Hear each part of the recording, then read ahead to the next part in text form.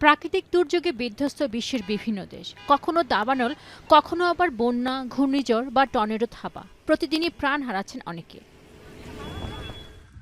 স্থানীয় সময় সোমবার শক্তিশালী টর্নেডোর আঘাত হানে যুক্তরাষ্ট্রের উইসকনসিন রাজ্যে।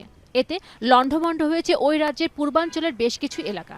প্রচণ্ড ঝড় ও বাতাসে বিধ্বস্ত হয়েছে ঘরবাড়ি। দেখে চেনাই যাবে না যে এখানে কোনো বাড়ি ছিল। শুধু তাই নয়, টর্নেডোর আঘাতে উপড়ে গেছে গাছপালা ও বিদ্যুতের খুঁটিও। বিদ্যুৎহীন ৩,০০০-এর বেশি বাসিন্দা। উদ্ভূত এই পরিস্থিতিতে পুলিশ শহরে যানবাহন চলাচল বন্ধ করে দিয়েছে। এছাড়া ক্ষতিগ্রস্তদের জন্য খোলা হয়েছে জরুরি আশ্রয় কেন্দ্রও।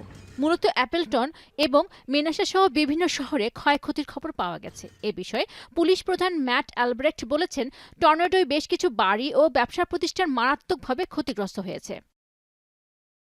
এদিকে টাইফুন নৌলের আঘাত হানার পর বন্যার আশঙ্কা তৈরি হয়েছে চীনের দক্ষিণাঞ্চলীয় ও মধ্যাঞ্চলীয় প্রদেশগুলোর বেশ কিছু এলাকায়। এরই মধ্যে ভারী বর্ষণে চীনের গুয়াংডংয়ে ভয়াবহ বন্যা দেখা দিয়েছে।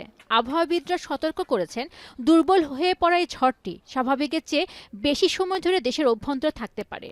আর চীনের জাতীয় আবহাওয়া কেন্দ্রের তথ্য মতে, দক্ষিণ মৌসুমি বায়ুর প্রভাবে Fujian, Guangdong, Jiangxi, Hunan, Hubei, Henan ও গুয়াংসি প্রদেশে বৃহস্পতিবার পর্যন্ত প্রবল বৃষ্টিপাতের সম্ভাবনা রয়েছে।